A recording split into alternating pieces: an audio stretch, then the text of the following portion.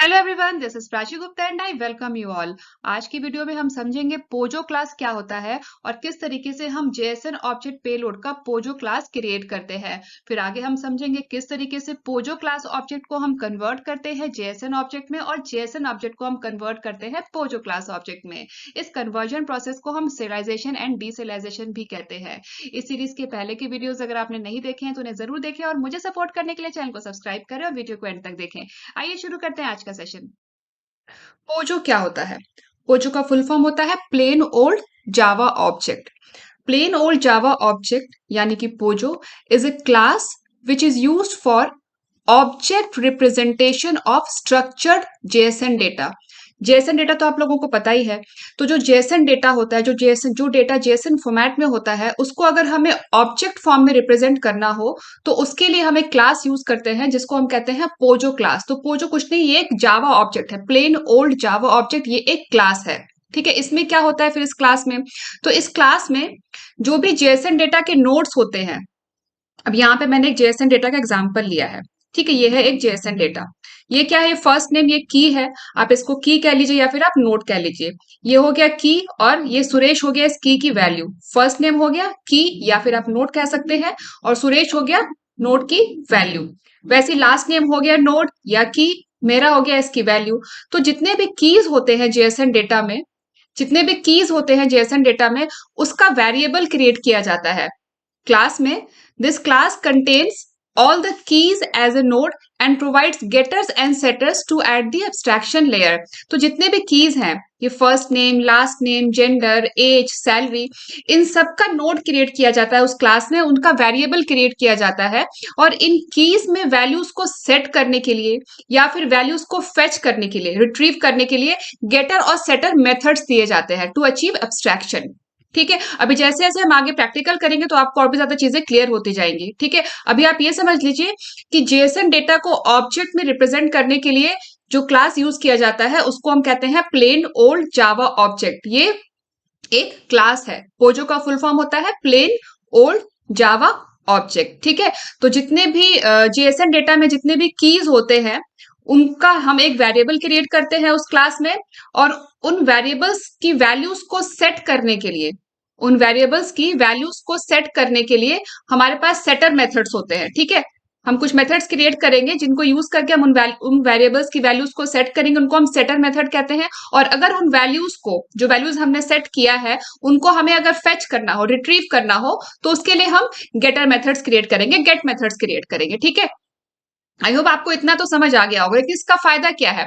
इसका फायदा बस ये है कि ये बेटर रिडेबिलिटी और रीयूजेबिलिटी के लिए होता है। आपने अगर एक क्लास क्रिएट कर लिया, अगर आपने एक पोजो क्लास क्रिएट कर लिया तो आप उस क्लास के मल्टीपल ऑब्जेक्ट्स आप क्रिएट कर सकते हो। तो यूजेबिलिटी अच्छा हो जाता है, रिडेबिलिटी अच्छा हो जाता है, एक्सेस अच्छा हो जाता है। ठीक है, तो ये सारे हैं इसके एडवांटेजेस, इसीलिए इसको यूज किया जाता है।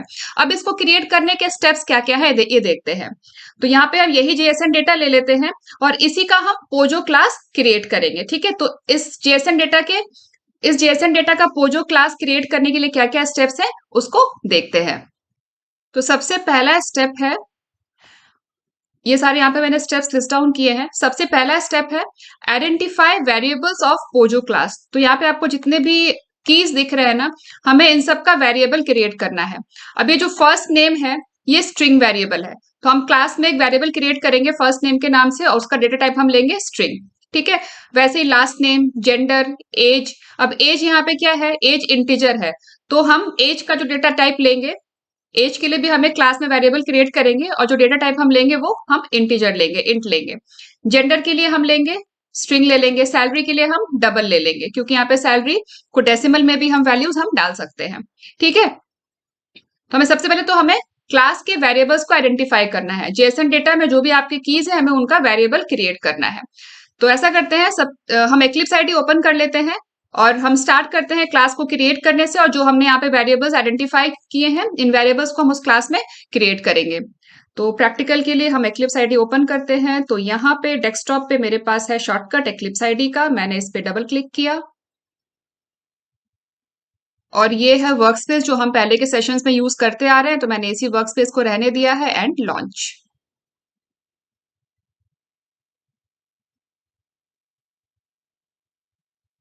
रेस्ट एश्योर्ड एपीआई टेस्टिंग के नाम से हमने पहले के सेशन में मेवन प्रोजेक्ट क्रिएट किया था, तो हम आज के सेशन में भी हम इसी प्रोजेक्ट को यूज करेंगे।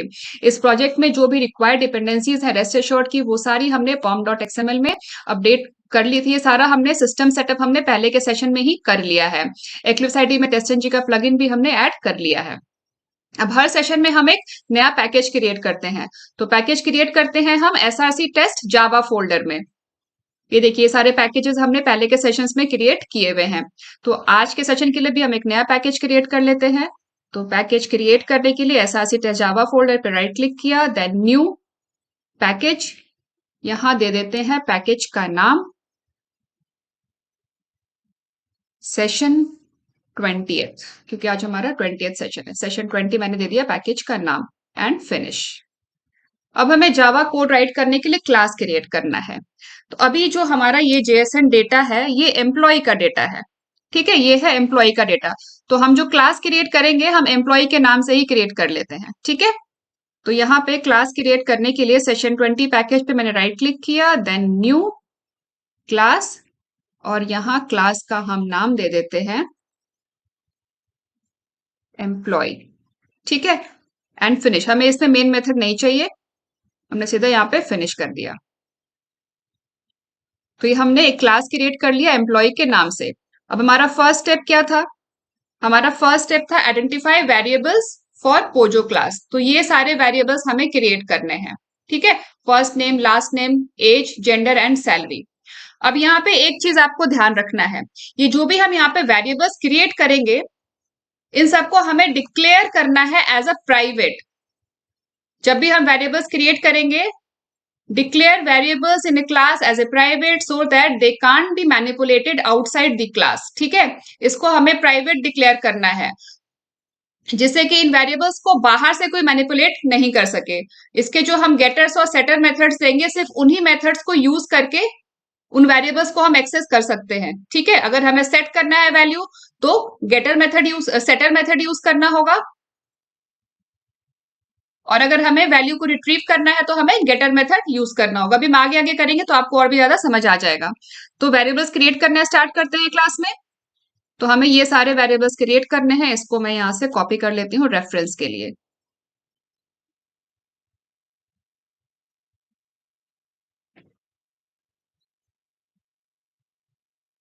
सबसे पहला वेरिएबल, सबसे पहला पॉइंट क्या है कि हमें वेरिएबल्स को प्राइवेट डिक्लेयर करना है। प्राइवेट वेरिएबल का data type string and first name, ये आ गया हमारा पहला वेरिएबल। ठीक है, इसी को मैं कॉपी कर लेती हूँ। दूसरा वेरिएबल लास्ट नेम, वो भी स्ट्रिंग ही रहेगा। तीसरा वेरिएबल जेंडर, ये भी स्ट्रिंग है। चौथा वेरिएबल, अब हमें एज के लिए क्या करना है, हमें इंटीजर लेना है। तो यहाँ पे इंट कर देती हूं मैं, और यहाँ पे एज, एज भी आ गया। फिफ्थ वेरिएबल हमें सैलरी का लेना है, जो हमें डबल लेना है, उसका डेटा टाइप हमें डबल रखना है। डबल, क्योंकि उसमें हम डेसिमल वैल्यूज भी स्टोर करेंगे। और वेरिएबल का नाम हमने ले लिया सैलरी। ठीक है, अब हमने ये सारे वेरिएबल्स क्रिएट कर लिए। जो भी जेएसएन डेटा के वेरिएबल्स थे, जो भी नोड्स थे, इनफैक्ट कहिए जो भी नोड्स थे, जो भी कीज थे, हमने उनके यहाँ पे क्लास में वेरिएबल्स हमने क्रिएट कर लिए, और उन वेरिएबल्स को हमने यहाँ पे प्राइवेट डिक्लेयर किया है।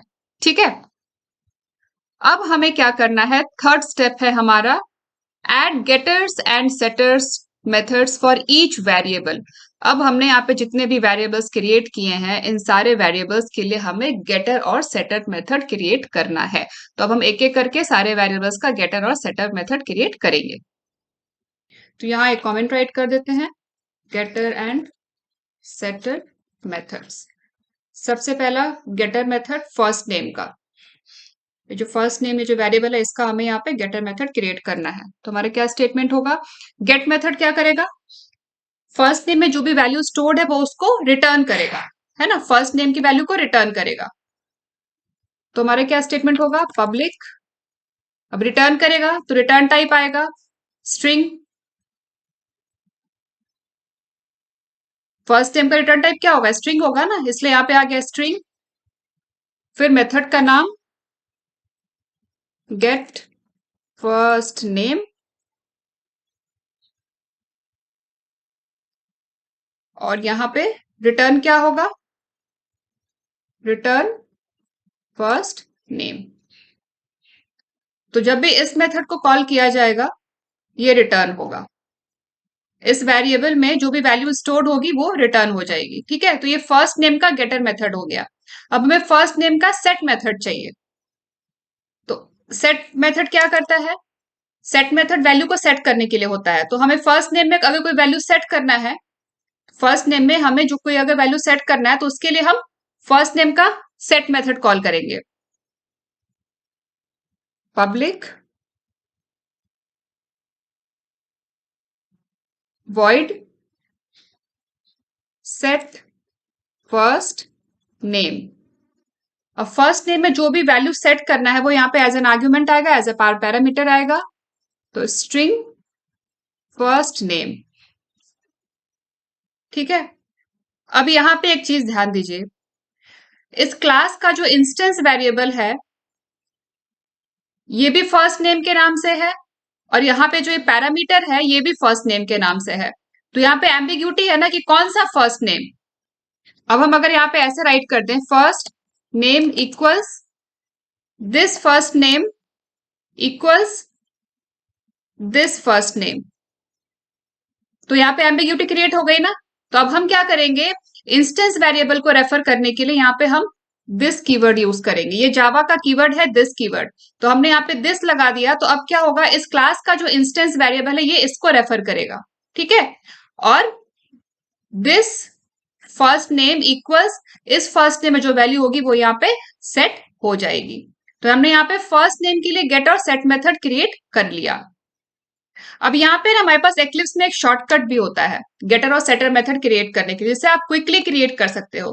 क्योंकि यहाँ पे तो हमारे पास थोड़े से ही वेरिएबल्स हैं, तो हम टाइप करके क्रिएट कर सकते हैं। लेकिन रियल टाइम में कई बार ऐसा होता है, क्लास में बहुत सारे वेरिएबल्स होते हैं, तो क्या हम सबको टाइप करते रहेंगे? अगर आप टाइप नहीं करना चाहते हो तो उसके लिए आपके पास एक्लिप्स में एक शॉर्टकट मेथड है, और वो है आपको जिस भी वेरिएबल का गेट और सेट मेथड चाहिए।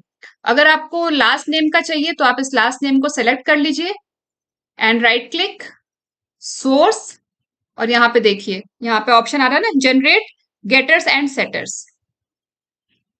ठीक है, अब यहाँ पे आपको जिस जिसका चाहिए आप उसको सेलेक्ट कर सकते हो। तो फर्स्ट नेम का तो हमने कर लिया सेलेक्ट, है ना। तो हम ऐसा करते हैं, एज का भी कर लेते हैं, gender, last name and salary. तो अभी क्या होगा, जितने भी हमारे वेरिएबल्स हैं, age, gender, last name and salary, सबके गेटर्स एंड सेटर्स अपने आप क्रिएट हो जाएंगे। ठीक है, तो यहाँ पे हमने कर दिया जेनरेट।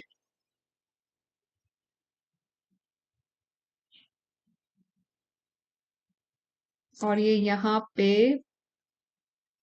थोड़े लगता है वेरिएबल्स ऊपर नीचे हो गए हैं, इनको मैं यहाँ से कट कर देती हूँ। तो इससे हमारा एफर्ट जो है वो काफी ज्यादा बच जाता है।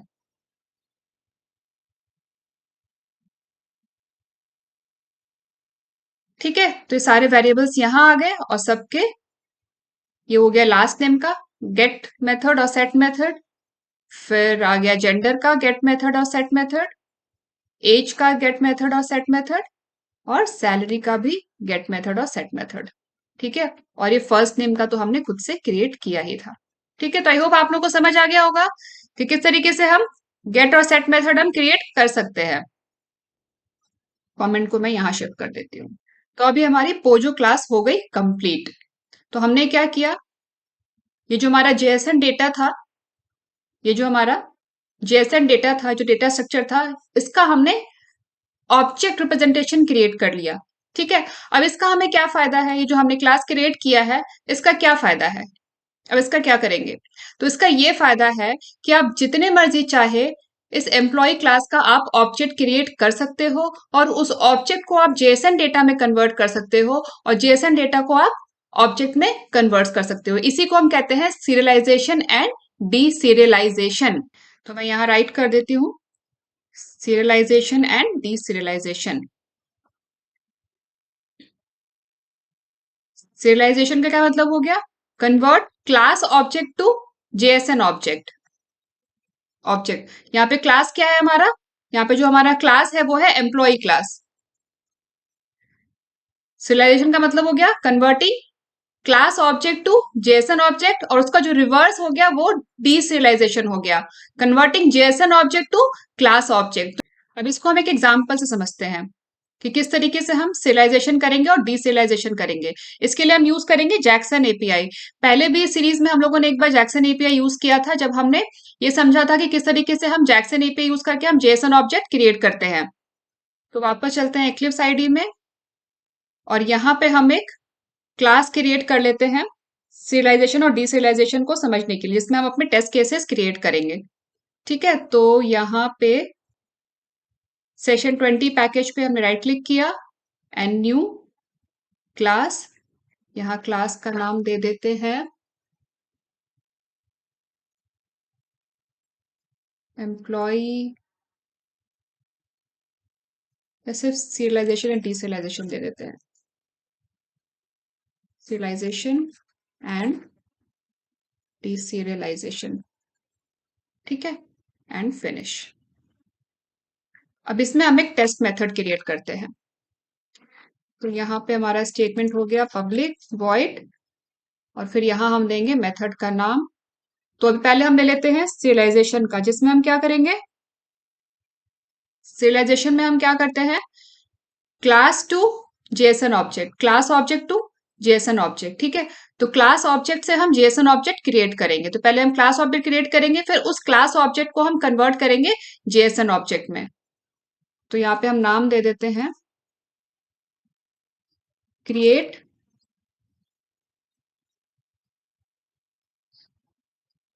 JSON object from employee class object। ठीक है,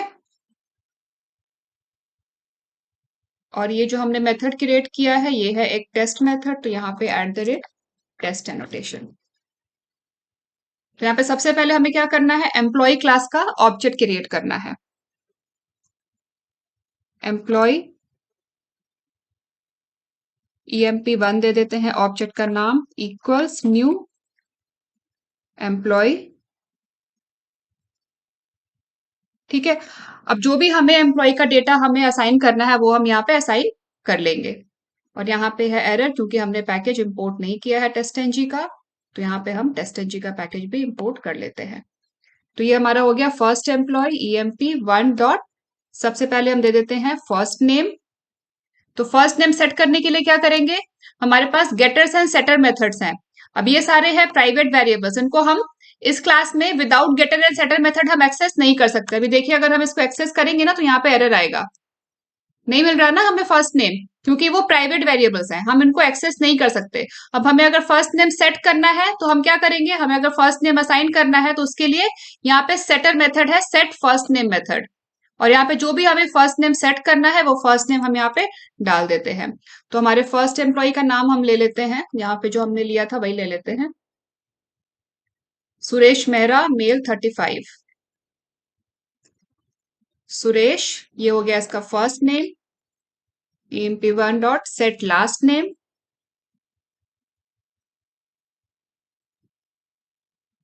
Mehra, emp1 dot set gender.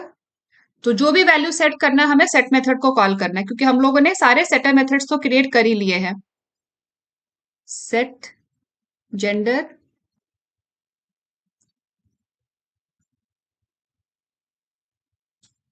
emp1 dot set age 35, emp1 dot set, अभी क्या रह गया, सेट सैलरी रह गया 10,000.34 दे दिया मैंने। ठीक है, आप कुछ भी दे सकते हैं सैलरी, मैंने अभी सिर्फ एग्जांपल के लिए दिया, या सिर्फ 10,000 ही रहने देते हैं, 10,000.00। ठीक है, तो ये हमारा एक एम्प्लॉय हो गया। ठीक है, हमने एक एम्प्लॉय का डेटा यहाँ पे हमने क्रिएट कर लिया, इसका हमने ऑब्जेक्ट क्रिएट कर लिया। तो ये क्या हो गया, ये एक पोजो ऑब्जेक्ट है, emp1 क्या है, ये पोजो ऑब्जेक्ट हो गया। ये पोजो क्लास का ऑब्जेक्ट है ना, तो ये emp1 जो है ये हमारा एक पोजो ऑब्जेक्ट हो गया। ठीक है, इस तरीके से चाहो तो आप कितने भी ऑब्जेक्ट क्रिएट कर सकते हो।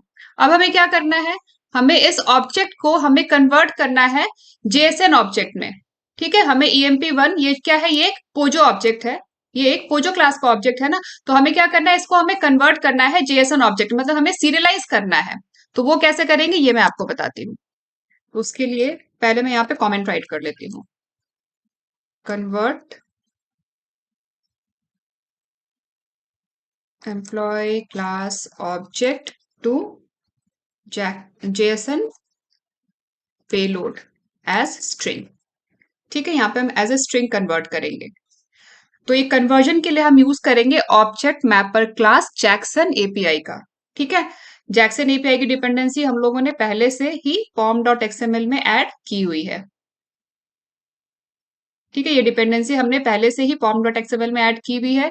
ये डिपेंडेंसी आपको मिल जाएगी कहाँ से, मेवन रेपोजिटरी से। इस लिंक से आपको डिपेंडेंसी कॉपी करना है और pom.xml में डिपेंडेंसी स्टैक के अंदर इस डिपेंडेंसी को पेस्ट कर देना है और सेव करना है। जैसे ही आप सेव करेंगे जैक्सन एपीआई की डिपेंडेंसी आपको मेवन डिपेंडेंसीज इसमें आपको मिल जाएगी। ठीक है, आपके प्रोजेक्ट के साथ कॉन्फ़िगर हो जाएगी। ठीक है, ये देखिए बहुत ही सिंपल है, कुछ भी मुश्किल नहीं, बस आपको इस लिंक पे जाना है, ये डिपेंडेंसी आपको वहां पे मिल जाएगा, वहां से कॉपी करना है, pom.xml में यहाँ पे पेस्ट कर देना है डिपेंडेंसी स्टैक के अंदर और सेव कर देना है, दैट्स इट। ठीक है, तो आप ये कर लीजिएगा, मैंने पहले से ही किया हुआ है। अब यहाँ पे हमें यूज करना है ऑब्जेक्ट मैपर क्लास। तो यहाँ पे हम ऑब्जेक्ट मैपर क्लास का एक ऑब्जेक्ट क्रिएट कर लेते हैं, ऑब्जेक्ट मैपर ओबीजे मैपर में दे देती हूँ ना, इक्वल्स न्यू, और यहाँ पे हमें इंपोर्ट करना है पैकेज इंपोर्ट ऑब्जेक्ट मैपर। ठीक है, ये मैंने इंपोर्ट कर लिया, न्यू ऑब्जेक्ट मैपर। अब इसी ऑब्जेक्ट मैपर क्लास को हम यूज करेंगे कन्वर्जन के लिए। अब हमें जेएसएन पेलोड मिलेगा एज ए स्ट्रिंग, तो यहाँ पे हम एक स्ट्रिंग वेरिएबल क्रिएट कर लेते हैं, स्ट्रिंग एम्प्लॉय जेएसएन। ठीक है, इक्वल्स, अब ये आएगा ऑब्जेक्ट मैपर का ऑब्जेक्ट यूज में, object mapper dot right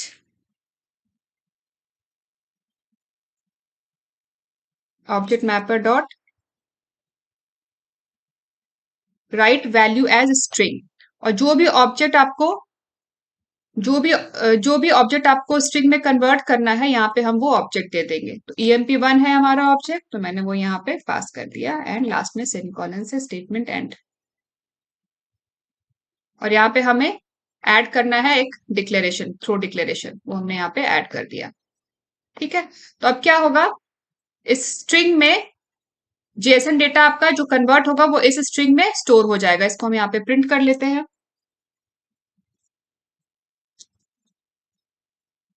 system.out.println and employ JSON.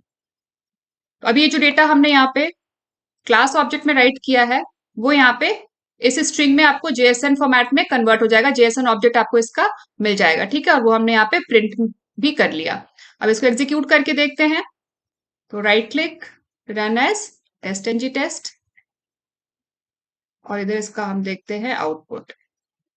तो ये देखिए, ये यहाँ पे लास्ट नेम फर्स्ट नेम, ये सारा जो भी हमने यहाँ पे ऑब्जेक्ट मैपर में डाला था, जो भी हमने एम्प्लॉय डेटा में डाला था वो सारा यहाँ पे प्रिंट हो गया। ये देख रहे हैं आप, ये सारा यहाँ पे प्रिंट हो गया ना, फर्स्ट नेम लास्ट नेम सारा यहाँ पे प्रिंट हो गया। ठीक है, अब यहाँ पे देखिए, यहाँ पे बाय डिफॉल्ट ये जो यहाँ पे प्रिंट हुआ है ना कंसोल पे, ये बहुत ही कॉम्पैक्ट फॉर्म में प्रिंट हुआ है। अगर आप इसको जेएसएन फॉर्मेट में प्रिंट करना चाहते हैं तो यहाँ पे आपको एक मेथड और कॉल करना है। यहाँ पे ऑब्जेक्ट मैपर में आपको यहाँ पे एक मेथड और कॉल करना है, और वो है writer with default pretty printer, writer with default pretty printer. ठीक है, अब देखिएगा इसका कंसोल पे आउटपुट आपको कैसा मिलता है। अभी क्या है, यहाँ पे जो प्रिटी प्रिंटर है वो यहाँ पे एनेबल हो गया। ठीक है, अब ये कॉम्पैक्ट फॉर्म में प्रिंट नहीं होगा। कंसोल पे जो डेटा है ये आपको यहाँ पे कॉम्पैक्ट दिख रहा है ना, ये आपको कॉम्पैक्ट फॉर्म में यहाँ पे आपको नहीं दिखेगा। Right click, run as test NG test. ये देखिए, अभी ये कॉम्पैक्ट फॉर्म में नहीं है ना, यहाँ पे ये प्रॉपर आपको स्ट्रक्चर वे में दिख रहा है। ठीक है, तो अब अगर आपको इस एम्प्लॉय डेटा को एज ए पेलोड, इस जेएसएन डेटा को आपको एज ए पेलोड सेंड करना है, पोस्ट करना है किसी रिक्वेस्ट के साथ, तो आप पोस्ट कर सकते हैं। तो एक एग्जाम्पल ले लेते हैं। तो यहाँ पे हमने एक यूआरएल लिया है http://bin.org, और यहाँ पे एक प्रैक्टिस के लिए कुछ एपीआईज हैं, एचटीटीपी मेथड्स हैं। तो यहाँ हम ले लेते हैं post method, post request, try it out, execute, और देखते हैं इसका यूआरएल क्या है। तो हमें इस यूआरएल पे रिक्वेस्ट पोस्ट करना है, और जो भी डेटा हम पोस्ट करेंगे वो हमें रिस्पॉन्स में मिलेगा। ठीक है, जो भी हम रिक्वेस्ट बॉडी हम सेंड करेंगे वो हमें रिस्पॉन्स में मिलेगा। ठीक है, जो भी हम डेटा सेंड करेंगे वो हमें रिस्पॉन्स में मिलेगा। तो एक बार हम इसको पोस्ट करके देखते हैं, हमें सक्सेस कोड मिलना चाहिए 200। तो यहाँ पे हम एक रिक्वेस्ट क्रिएट कर लेते हैं।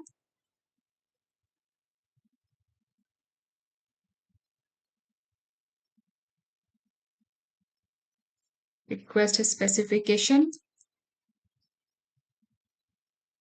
Equals rest assured dot given. Given method से क्या होगा, हमें रिक्वेस्ट स्पेसिफिकेशन का रेफरेंस मिल जाएगा, उस रेफरेंस को हम स्टोर कर लेंगे रिक्वेस्ट स्पेसिफिकेशन के ऑब्जेक्ट में।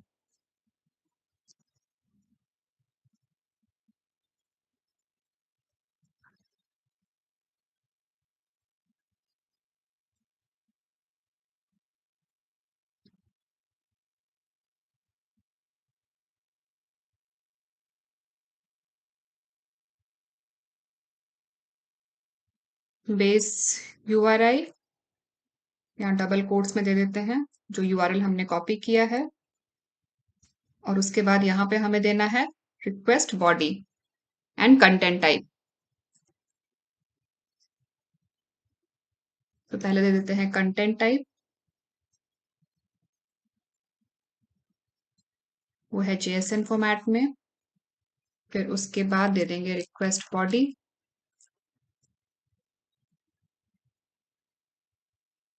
यहाँ पे हमें स्ट्रिंग में देना है रिक्वेस्ट बॉडी, वो भी हमने दे दिया। ये है ना हमारा जेएसएन स्ट्रिंग, एम्प्लॉय जेएसएन, ये हमने यहाँ पे रिक्वेस्ट बॉडी में पास कर दिया। अब इसके बाद हम यहाँ पे रिक्वेस्ट को पोस्ट कर देते हैं।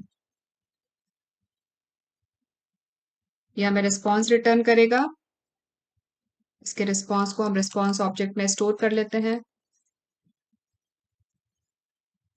और साथ साथ रिस्पॉन्स का हम पैकेज भी इंपोर्ट कर लेते हैं। तो हमने यहाँ पे पोस्ट रिक्वेस्ट परफॉर्म किया है। ठीक है, अब जो रिस्पॉन्स आया है उसको हम यहाँ प्रिंट कर लेते हैं, response dot pretty print. Response body को हमने यहाँ पे प्रिंट कर लिया। ठीक है, और यहाँ पे हम स्टेटस कोड को वेरीफाई कर लेते हैं। उसके लिए यहाँ पे हम टेस्टएनजी का असर्शन यूज करेंगे, assert डॉट assert इक्वल, पहले आएगा एक्चुअल, एक्चुअल हमें मिलेगा रिस्पॉन्स से, response dot status code, status code method हमें एक्चुअल रिस्पॉन्स रिटर्न करेगा, और फिर यहाँ पे आ जाएगा एक्सपेक्टेड, ये है 200। ठीक है, और यहाँ पे कॉमा लगा के assertion error message check for status code.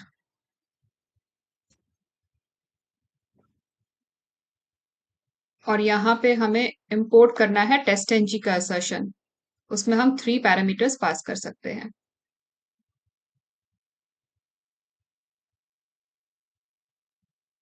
ठीक है, तो आई थिंक अब हमारा ये टेस्ट मेथड हो गया है कंप्लीट।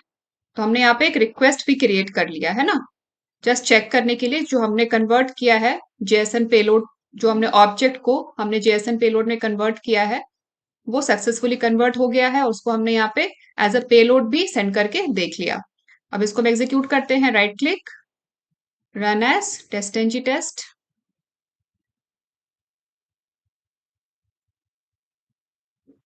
तो ये देखिए, ये हमें मिला है रिस्पॉन्स बॉडी। ये तो कन्वर्ट होने के बाद जो हमने स्ट्रिंग प्रिंट किया था, ये वाला स्टेटमेंट, वो ये है। इसके बाद ये है हमारा रिस्पॉन्स बॉडी, जिसमें हमें मिला है जो हमने डेटा सेंड किया था ना, जेएसएन डेटा, वो। ठीक है, तो ये सक्सेसफुली पोस्ट हो गया है मैसेज। स्टेटस कोड भी हमें 200 मिला है, इसलिए हमारा टेस्ट केस पास हो गया, कोई असर्शन एरर हमें नहीं मिला है। ठीक है, तो आई होप आप लोगों को समझ आया होगा किस तरीके से हम क्लास ऑब्जेक्ट को हम जेएसएन ऑब्जेक्ट में कन्वर्ट करते हैं। इस प्रोसेस को हम कहते हैं serialisation. Converting class object to JSON object is a process of serialisation, इसको हम सीरियलाइजेशन कहते हैं। And reverse is deserialisation. तो हम देखते हैं कि हम डीसीरियलाइजेशन कैसे करेंगे। तो यहाँ एक कॉमेंट राइट कर लेते हैं, convert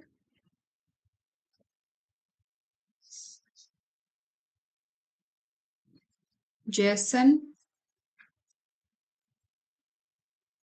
string to class object. यहाँ पे जेएसएन स्ट्रिंग कौन सा हो जाएगा, तो यहाँ पे एम्प्लॉय जेएसएन, ये स्ट्रिंग है ना। अब इस स्ट्रिंग से हम वापस क्लास ऑब्जेक्ट क्रिएट करेंगे। ठीक है, तो ये जो जेएसएन स्ट्रिंग हमें मिला है, इस स्ट्रिंग से हम क्रिएट करेंगे एम्प्लॉय क्लास ऑब्जेक्ट। ठीक है, एम्प्लॉय क्लास ऑब्जेक्ट हम क्रिएट करेंगे।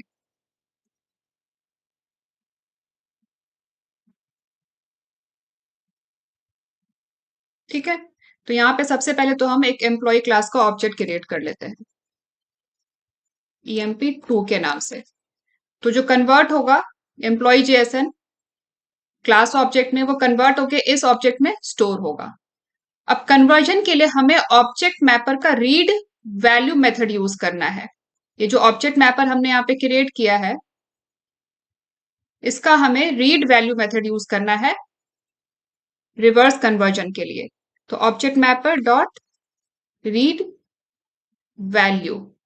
ठीक है, रीड वैल्यू।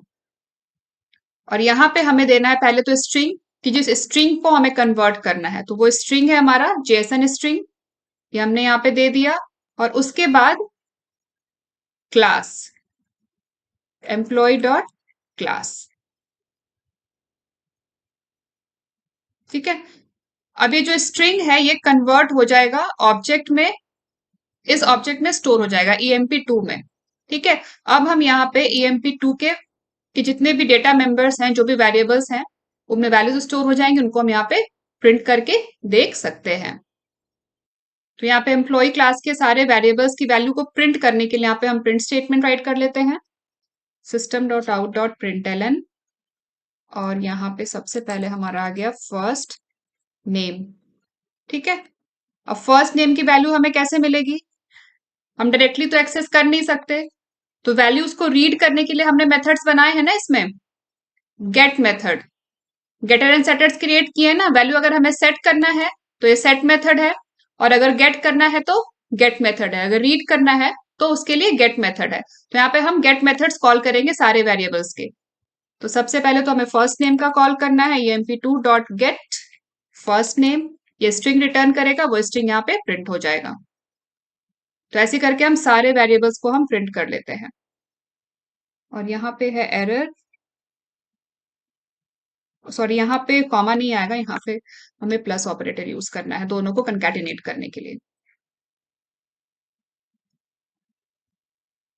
यहाँ दोनों स्ट्रिंग को, एक ये स्ट्रिंग और दूसरा ये वाला स्ट्रिंग, दोनों को कंकैटिनेट करने के लिए हमने यहाँ पे प्लस ऑपरेटर यूज किया है।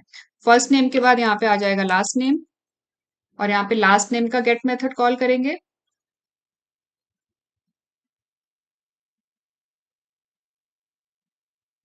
Gate last name. ठीक है, ऐसे करके सारे प्रिंट कर लेते हैं, फर्स्ट नेम, लास्ट नेम, फिर उसके बाद है gender, age and salary. Gender dot get gender, फिर उसके बाद है एज, यहाँ पे गेट एज,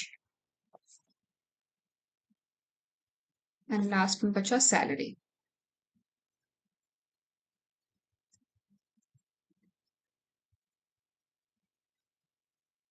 गेट सैलरी। ठीक है, यहाँ पे हमने सारी इंफॉर्मेशन प्रिंट कर ली। ठीक है, इसको हम एग्जीक्यूट करके देखते हैं और यहाँ पे एक प्रिंट स्टेटमेंट और ऐड कर लेते हैं क्योंकि हमारे पास काफी सारे यहाँ पे प्रिंट्स हो गए हैं, सब आपस में मिक्स हो जाएंगे।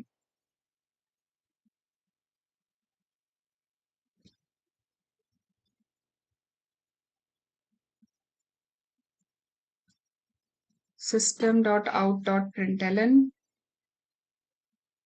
कॉपी करके पेस्ट कर लेते हैं।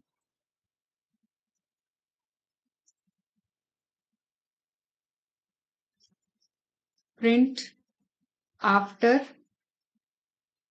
Jason object to class object. ठीक है,